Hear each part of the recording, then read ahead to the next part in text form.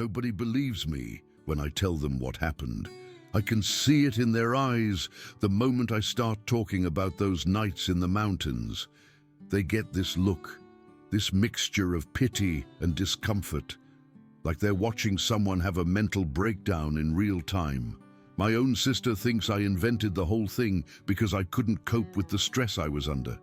My therapist uses words like trauma response and hypervigilant pattern recognition, when what she really means is that she thinks I imagined everything, but I know what I saw. I know what chased me through those woods. I know what grabbed my ankle in the darkness and nearly dragged me away. And I have proof. Not the kind of proof that would convince a skeptic, but proof enough for me. Before my camper van was hauled off to the scrapyard, I took photographs of the damage. 4 deep gouges in the metal siding, parallel scratches that started about 7 feet off the ground and raked downward with tremendous force. The metal was peeled back in curls, torn like it was made of aluminum foil instead of actual automotive steel.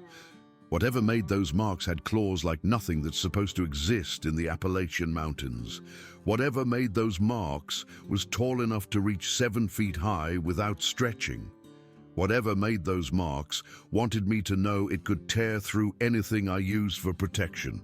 I keep copies of those photographs everywhere now, on my phone, on my laptop, printed out and stored in a fireproof safe, backed up to 3 different cloud services. Some people might call that paranoid. I call it making sure I never forget what happened and making sure I have something to show people when they dismiss my story. Not that the photos ever change anyone's mind. They look at them and say things like, "bare damage," or "you probably hit something on the road." They don't want to consider the alternative.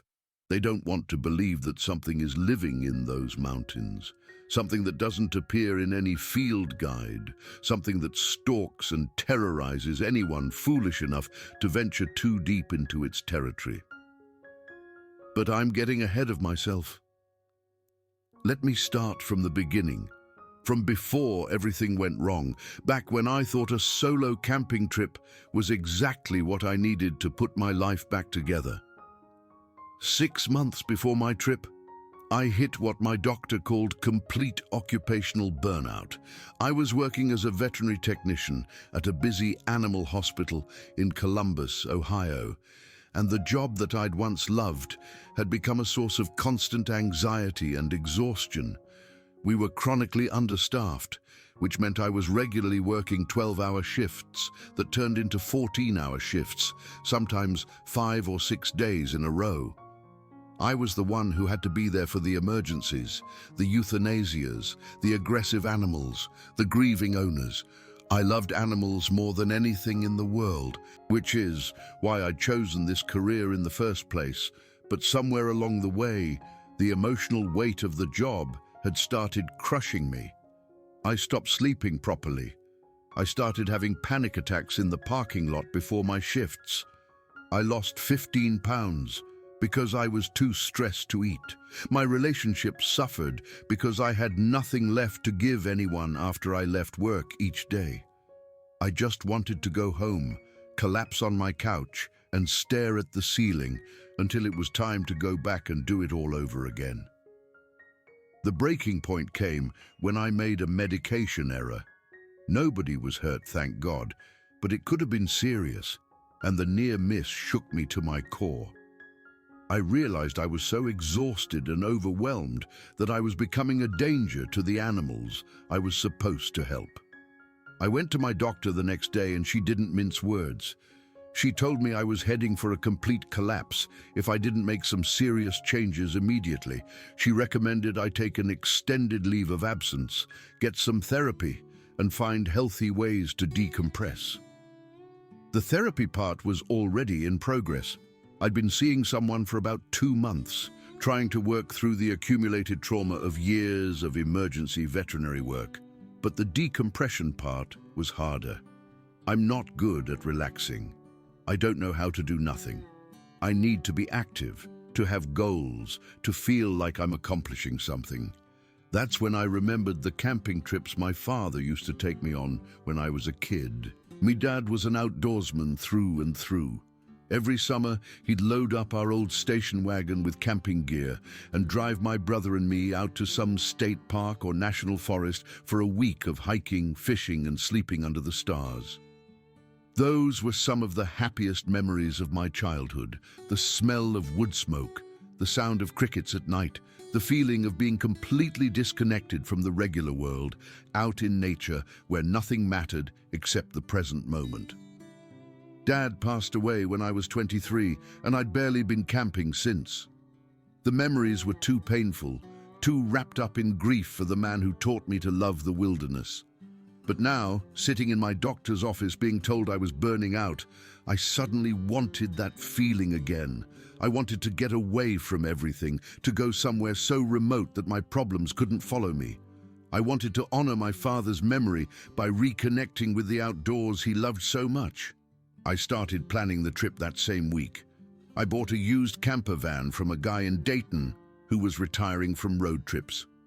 The thing wasn't pretty, but it was mechanically sound and had everything I needed: a small bed, a tiny kitchenette, storage space for supplies, and a generator for power.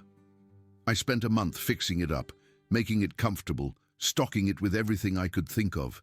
2 weeks' worth of food, cases of bottled water, books, journals, art supplies, binoculars, hiking boots and rain gear and thermal layers, a first aid kit, a hunting knife that had belonged to my father. I was going to do this right. The location took some research. I wanted somewhere remote, somewhere I could truly get away from people and cell signals and all the noise of modern life. I considered the Pacific Northwest, but the drive from Ohio would take too long. I looked at options closer to home and eventually settled on a stretch of wilderness in the mountains of West Virginia. I'd been there once before, years ago, with some friends from college. We'd spent a long weekend hiking and swimming in the mountain streams, and I remembered being struck by how vast and untouched the forest felt. The area I was interested in was part of the Monongahela National Forest, but way off the beaten path, accessible only by old logging roads that barely saw any traffic anymore. The closest ranger station was about 18 miles from where I planned to camp. The closest town was even farther. I would be completely on my own, which was exactly what I wanted. My therapist had some concerns about the isolation, especially given my mental state, but I convinced her that solitude was exactly what I needed. No emergencies to handle, no demanding bosses, no heartbreaking cases. Just me and the mountains and the healing power of nature. I promised to check in with her when I got back, and she made me promise to leave if I started feeling worse instead of better. I left on a Thursday morning in early October. The fall colors were just starting to peak, and I figured the timing couldn't be more perfect. 2 weeks in the mountains during the most beautiful time of year. 2 weeks of peace and quiet and self-reflection. 2 weeks that were supposed to help me rediscover my love for life and my sense of purpose. Instead, I got the worst experience of my entire existence. The drive from Columbus took about 5 hours to reach the outskirts of the national forest. After that, things got more complicated. The paved roads gave way to gravel, then the gravel gave way to dirt, then the dirt roads became little more than overgrown tracks through the trees. My camper van bounced and shuddered over ruts and rocks, the engine straining on the steep grades. Several times, I had to get out and move fallen branches that were blocking my path. The forest closed in around me as I drove deeper, the trees growing taller and denser until the canopy blocked out most of the sky. It felt like entering another world, a primeval wilderness that hadn't changed in thousands of years. After about 2 hours of slow, careful navigation on these backwoods roads, I found the spot I was looking for. It was a clearing near a creek, maybe half an acre of open ground surrounded by towering oaks and maples and hemlocks. The creek was cold and clear, burbling over smooth stones, and I could see the mountain rising up behind the clearing, its slopes covered in a carpet of red and gold leaves. The place was exactly as I remembered it, maybe even more beautiful in the afternoon light. I parked the van at the edge of the clearing, where I could look out over the creek and the forest beyond. For a long moment, I just sat there in the driver's seat, breathing deeply, feeling the tension start to drain from my shoulders for the first time in months. I had made it. I was here. For the next 2 weeks, this little patch of wilderness was going to be my sanctuary. Getting settled took the rest of that first afternoon. I leveled the van using some wooden blocks I'd brought specifically for that purpose. I set up my camp chairs and the little folding table outside. I organized my supplies so everything had a place and I could find whatever I needed quickly. The mundane tasks were soothing in their simplicity. No life or death decisions, no angry pet owners, no colleagues calling in sick and leaving me to cover their shifts. Just me, my van, and the peaceful sounds of the forest. That first evening was everything I'd hoped for. I cooked a simple dinner on my camp stove, nothing fancy, just pasta with jarred sauce and some vegetables I'd brought along, but it tasted incredible. Maybe it was the fresh mountain air, or maybe it was just the absence of stress, making everything seem better. I ate sitting in my camp chair, watching the sunset paint the sky in shades of orange and pink through gaps in the trees. When darkness fell, I was treated to a display of stars that I'd forgotten existed. Living in the city for so long, I'd gotten used to light pollution blocking out everything except the brightest celestial objects. Out here, with no artificial light for miles in any direction, the night sky was absolutely breathtaking. I could see the Milky Way stretching across the heavens like a river of light. I could pick out constellations I hadn't thought about since my dad taught them to me as a child. Orion, Cassiopeia, the Big Dipper pointing the way to Polaris. I sat outside until the cold drove me into the van, and even then I stayed up late, just looking out the window at the stars. Sleep came easily that night, the first truly restful sleep I'd had in months. No anxious thoughts keeping me awake, no nightmares about work, just deep, peaceful unconsciousness wrapped in my sleeping bag with the gentle sound of the creek as a lullaby. I woke up the next morning feeling genuinely refreshed, which was a small miracle given how long it had been since I'd experienced that sensation. The sun was streaming through the van's windows, warming the interior and making everything feel bright and hopeful. I made coffee on my little propane stove and sat outside drinking it, watching the mist rise off the creek in the early morning light. The forest was alive with sound, birds calling to each other in the trees, squirrels chattering as they gathered nuts for the coming winter, the constant musical backdrop of the flowing water. I decided to spend the day exploring the area around my campsite. I packed a day pack with water, snacks, and my father's knife, and headed out on one of the old trails that branched off from the clearing. The trail was overgrown in places, clearly not maintained anymore, but I could still follow the faded path through the underbrush. I walked for about 4 miles that first morning, winding through dense forest, crossing small streams on stepping stones, climbing gentle slopes that offered occasional glimpses of the surrounding mountains. About halfway through my hike, I stumbled upon something interesting: the remains of an old mining operation.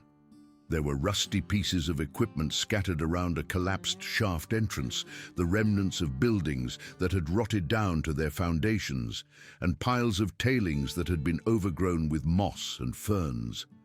A wooden sign, barely legible after decades of weathering, identified the site as the Hollow Creek Mine, established 1892, closed 1923. I spent about an hour poking around the old site, taking pictures with my phone and imagining what life must have been like for the miners who worked here over a century ago. The place had an eerie quality to it, all those rusting machines and crumbling structures being slowly reclaimed by the forest. But it was also fascinating, a little piece of forgotten history hidden away in these remote mountains. I made it back to my campsite in the late afternoon, pleasantly tired from the exercise and fresh air. I tried my hand at fishing in the creek, but didn't have any luck. That was okay. I hadn't really expected to catch anything, and the act of casting a line and watching the water was relaxing enough on its own. I cooked another simple dinner, watched another spectacular sunset, and went to bed early, feeling content and peaceful. 2 days into my trip, and I was already starting to feel like myself again. The constant anxiety that had plagued me for months was finally beginning to loosen its grip. I was sleeping well, eating well, and actually enjoying my own company for the first time in ages. I thought about calling my therapist to tell her the trip was working, but of course there was no cell signal out here. I'd have to wait until I got back to civilization to share the good news.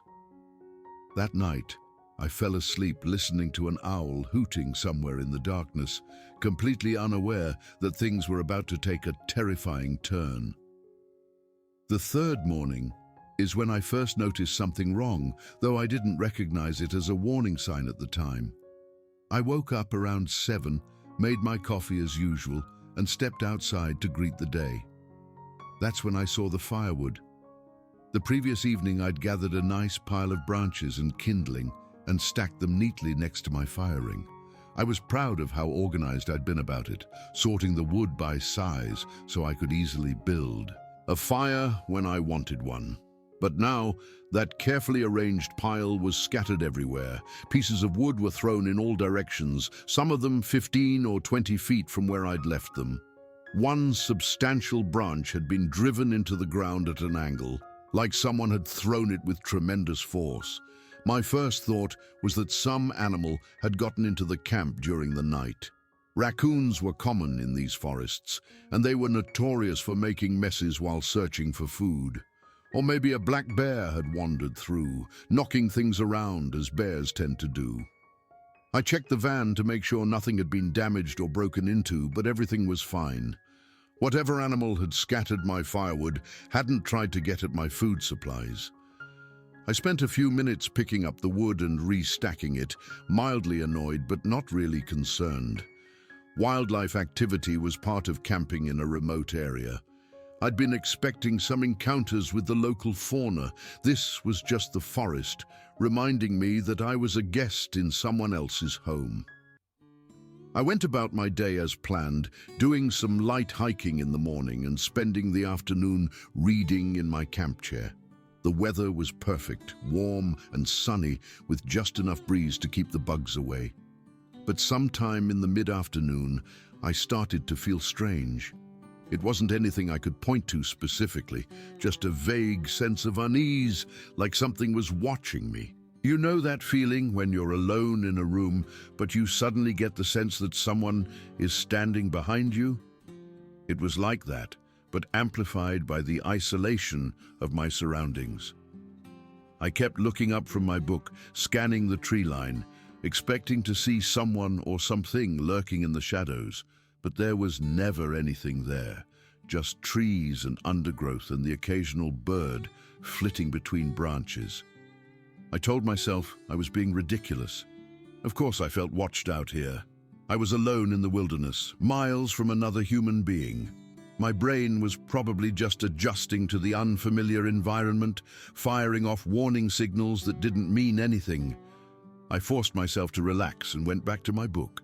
That evening, as I was preparing dinner on my camp stove, I heard a sound that made me freeze in place.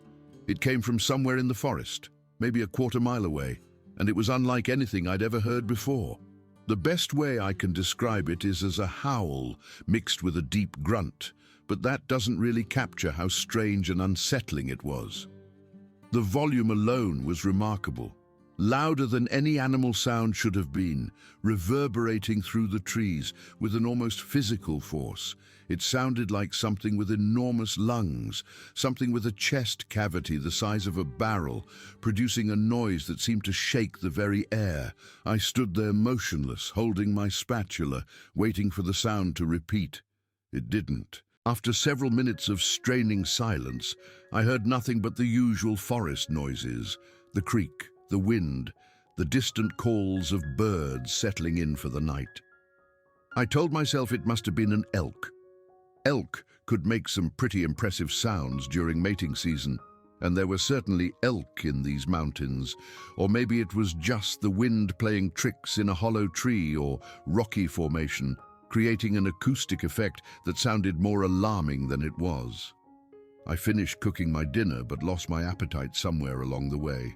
I ate inside the van instead of at my camp table, and I made sure to lock the door before going to bed. Sleep didn't come as easily that night. Every noise from outside seemed amplified, loaded with menace. I lay awake for hours, staring at the ceiling of the van, telling myself I was being paranoid. By the time I finally drifted off, I'd almost convinced myself that everything was fine. The fourth morning changed everything. I knew something was seriously wrong the moment I opened my eyes and looked out the van's window.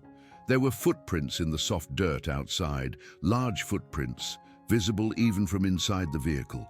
I pulled on my boots and jacket and went outside to get a closer look, my heart already beating faster than it should have been. The prints were unlike anything I'd ever seen. They looked almost human in shape, with a clear heel and 5 distinct toes spread wide like someone walking barefoot. But the proportions were all wrong. Each print was at least 17 inches long, maybe 18, and correspondingly wide. I wear a size 8 women's shoe, and my entire foot could have fit inside one of these prints with room to spare. No human being has feet that large. I walked around the van, and my unease grew with every step. The footprints were everywhere, dozens of them, circling the vehicle multiple times, sometimes approaching close enough to touch the metal siding before veering away. Whatever had made these prints had spent considerable time walking around my van during the night, studying it, maybe studying me while I slept just a few feet away behind a thin metal wall. I tried to rationalize what I was seeing.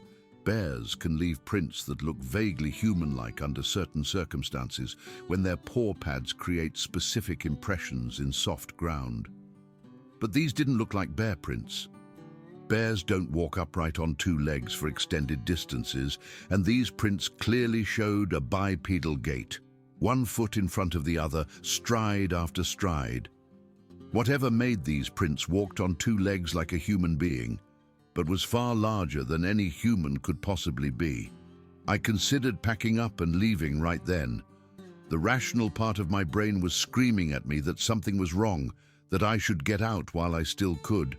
But another part of me, the stubborn part, the part that had spent months planning this trip, didn't want to give up so easily. What was I going to tell people? That I got scared by some weird footprints and ran away? I'd been looking forward to this trip for so long. I wasn't going to let some unusual animal activity ruin it. So I made a decision that I would regret for the rest of my life. I decided to stay, but to be more careful. I would keep the van locked at night and stay alert for any further signs of unusual activity. If things got worse, I could always leave then. I spent most of that day feeling nervous and on edge. The peaceful atmosphere of the previous days was completely gone, replaced by a constant low-level anxiety that made it impossible to relax. I tried to go for a short hike in the afternoon, hoping the exercise would help calm my nerves, but I only made it about a mile before turning back. The forest felt different now, darker and more threatening, even though the sun was shining and the day was beautiful. Every shadow looked suspicious. Every rustle in the undergrowth made me spin around, expecting to see something watching me. About halfway back to my campsite, I found something that made my blood run cold. Several young trees had been broken off about 8 feet above the ground. The breaks were fresh, the exposed wood still pale and wet with sap, probably from the night before or early that morning. These weren't small saplings either. They were trees with trunks 3 or 4 inches in diameter, substantial enough that breaking them would require significant force. And whatever had done it had been tall enough to reach 8 feet high without any apparent effort. I practically ran the rest of the way back to my van. My hands were shaking as I unlocked the door and climbed inside. I sat there for a long time, trying to collect my thoughts, trying to make sense of the evidence that was piling up. Large footprints that looked almost human. Trees broken 8 feet off the ground. Strange sounds in the night. The constant feeling of being watched. Something was in these woods with me. Something big, something strong, something that had been visiting my campsite while I slept. The logical part of my brain kept insisting there had to be a normal explanation. A bear with unusual footprints, the trees damaged by wind or disease, my imagination running wild because I was stressed and alone. But another part of me, the part that trusted my instincts, knew that something wasn't right. I should have listened to that part. I should have packed up my things and driven away that very afternoon. Instead, I stayed. And that night, things got much worse. I was lying in bed around midnight, unable to sleep despite being exhausted. My ears were straining to hear any sound from outside, and my body was tense with anticipation of something I couldn't name. Then I heard it. Footsteps. Heavy, deliberate footsteps circling the van. They were slow, almost casual, like something taking its time on a leisurely stroll. But the weight behind each step was tremendous. I could feel the impacts through the frame of the vehicle, subtle vibrations that traveled up through the floor and into my bones. Whatever was walking around my van was heavy, impossibly heavy, and it was right outside. I grabbed my flashlight and my father's knife, acutely aware of how inadequate both weapons would be against something of that size. I sat there in the darkness, barely breathing, listening to those footsteps go around and around the van. The creature seemed to be taking its time, walking the full circumference 4 or 5 times, occasionally pausing at what sounded like the windows. I was too terrified to look. I didn't want to see what was out there. I just wanted it to go away, to leave me alone, to let me survive the night so I could flee in the morning. After what felt like hours, but was probably only 15 or 20 minutes, the footsteps finally faded into the distance. I stayed frozen in place for a long time afterward, waiting for the sounds to return. But the night remained quiet. I didn't sleep at all the rest of that night. I just sat there, clutching my knife, watching the windows, praying for dawn. When the first grey light of morning finally appeared, I cautiously opened the van door and stepped outside. The evidence of the night's visitor was immediately apparent. Fresh footprints covered the ground around the vehicle, even more than before, but what made my heart nearly stop was the handprint on the window. A massive handprint, easily twice the size of mine, with 5 clearly defined fingers pressed against the glass. It had been right there, standing at my window, looking in at me while I cowered inside in the darkness. The handprint was positioned about 7 feet off the ground, which meant whatever made it was tall enough to peer in through a window that I would have needed a stepladder to reach. I stared at that handprint for a long moment, my mind struggling to process what I was seeing. Then I made my decision. I was leaving, right now, today. I didn't care anymore about finishing my trip, or honoring my father's memory, or any of the reasons I'd convinced myself to come out here in the first place. Something was stalking me, something that shouldn't exist, and I needed to get away before it decided to do more than just circle my van at night. I spent most of the 5th day preparing to leave. I packed up everything I'd unpacked, secured all my supplies for travel, and made sure the van was ready for the long drive back to the main roads. I was working outside around mid-afternoon, folding up my camp chairs, when I heard a sound that stopped me cold. 3 distinct knocking sounds echoed through the forest. Wood against wood, thunk, thunk, thunk. A long pause, then 2 more knocks from a different direction, thunk, thunk. The sounds seemed to be communicating, one source answering another, like signals being passed back and forth across the forest. I dropped the chair I was holding and ran for the van. I locked myself inside and watched the tree line through the windows, my heart pounding so hard I could feel it in my throat. That's when I saw it for the first time. It was too far away to see clearly, maybe 200 yards off, moving through the dense brush at the edge of the clearing. but I could tell immediately that it was walking upright on two legs, and it was tall. The vegetation at the edge of the clearing was at least 7 or 8 feet high, dense mountain laurel and rhododendron, but this thing's head and shoulders were clearly visible above the top of it. The creature moved through the brush with ease, pushing aside branches that would have stopped a person completely, and then it disappeared back into the deep forest. I realized then that I'd been watched since the beginning. Whatever these things were, however many of them there were, they'd been observing me from the moment I arrived, studying me, learning my patterns, and now they were closing in. That evening, I heard the strange howl grunt sound again, much closer than before, maybe 100 yards from my campsite. Before the echo had even faded, another call answered from a completely different direction.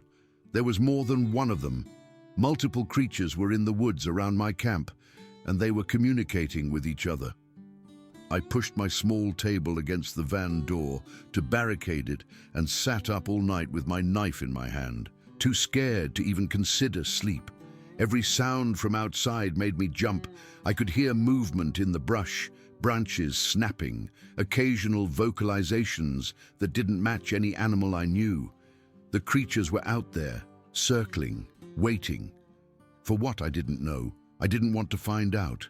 As soon as the sun came up, I was going to start the van and drive out of here as fast as the roads would allow. I didn't care if I damaged the vehicle on the rough terrain. I just needed to escape. The 6th morning brought a new horror. When I finally worked up the courage to look outside, I found fresh scratch marks on the exterior of the van. 4 long, parallel gouges in the metal siding, positioned about 7 feet off the ground. The scratches were deep, cutting through the paint and into the metal itself, curling it back in places from the sheer force behind them. Whatever had made these marks had claws like knives, and the strength to use them with devastating effect. My hands were shaking so badly I could barely get the key into the ignition. I turned it, praying to hear the engine roar to life. Nothing happened, just a clicking sound, then silence.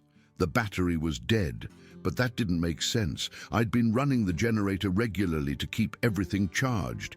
The battery had been fine just the day before. With a growing sense of dread, I got out and popped the hood. The problem was immediately obvious. The battery cables had been disconnected, but not carefully. They'd been yanked with such force that the metal connectors were bent and twisted, damaged beyond what I could repair with my limited tools. Something had deliberately disabled my vehicle. Something had made sure I couldn't drive away. Full panic hit me then. I was trapped. The nearest ranger station was 18 miles away through dense, unfamiliar forest. My phone had no signal, as expected for such a remote location. But that fact, which had seemed so appealing when I was planning my peaceful retreat, now felt like a death sentence. I was completely cut off from help, completely alone, and something in these woods had intentionally stranded me here. I spent the rest of that day trying to fortify my position as best I could. I barricaded the inside of the van more thoroughly, wedging supplies against the door and windows. I prepared an emergency backpack with essentials in case I had to flee on foot. Water bottles, energy bars, my knife, my lighter, the first aid kit, a flashlight. I checked and rechecked everything, trying to stay busy so the fear wouldn't paralyze me completely. In the late afternoon, the rocks started. Large stones began landing near the van, thrown from somewhere in the forest. I'd hear a whistling sound as they arced through the air, then a heavy thud as they impacted the ground. Some of them were the size of softballs, big enough to do serious damage. One hit the roof of the van with a tremendous crash that made me scream. Another cracked the windshield, leaving a spiderweb of broken glass in its wake. Whatever was out there was toying with me, terrorizing me, demonstrating that it could reach me even inside my metal shelter. I was being hunted, and I had nowhere to run. As darkness fell, the sounds intensified, heavy breathing outside the windows, so close I could see condensation forming on the glass from whatever was exhaling against it. The scratch of something hard against the metal exterior, methodical and deliberate, and then the sound that nearly stopped my heart, the door handle rattling as something tested it, trying to figure out how to get inside. I pressed myself into the back corner of the van, knife raised, knowing how completely useless it would be against anything that could bend metal and throw rocks the size of softballs. The rattling stopped after a few seconds, but I could still hear movement outside, still sense the presence of something massive and malevolent waiting just beyond the thin walls that separated us. I don't know how I made it through that night. I think I might have passed out at some point from sheer terror because I have gaps in my memory, blank spaces where the hours should be. But I was still alive when the first light of dawn started filtering through the windows. Still alive, still trapped, still waiting for whatever came next. The attack came on the 7th night, just after 3 in the morning according to my watch. One moment I was sitting in exhausted silence, and the next the entire van was rocking violently back and forth. Something was shaking it with incredible force, like a child shaking a toy. Except I was inside the toy, and the child was a monster. I screamed, genuine terror ripping out of me in a sound I didn't recognize as my own voice. The van tilted so far to one side that I was thrown against the wall, supplies crashing off shelves all around me, cabinets bursting open and spilling their contents. I thought it was going to flip completely, that I was going to be rolled over and over like a barrel going down a hill. Then suddenly the shaking stopped. Complete silence. My ears were ringing, and I was breathing in ragged gasps, my whole body trembling uncontrollably. I waited for what felt like an eternity, bracing for the next assault. But nothing happened. Minutes passed. Still nothing. I started to let myself hope that maybe, just maybe, it was over. That's when a face appeared at the window. It was only there for a second, maybe 2, before pulling back into the darkness. But in that brief moment, I saw enough to burn the image into my memory forever. A face covered in dark, matted hair, a sloped forehead and a heavy brow ridge, a flat nose and thin lips pulled back to reveal teeth. But the eyes were what haunted me most. They weren't animal eyes, weren't the dull, instinctive gaze of a bear or a wolf. These eyes showed intelligence, awareness, intent. The creature had looked right at me, made eye contact through the window, and in that gaze, I understood something terrible. This wasn't a mindless beast acting on instinct. This thing could think, it could plan, it knew exactly what it was doing. I must have blacked out then, because my next memory is of lying on the floor of the van, still clutching my knife, with grey morning light coming through the windows. I have no idea how much time passed between seeing that face and regaining consciousness. It could have been minutes or hours, but I was still alive, which meant I still had a chance.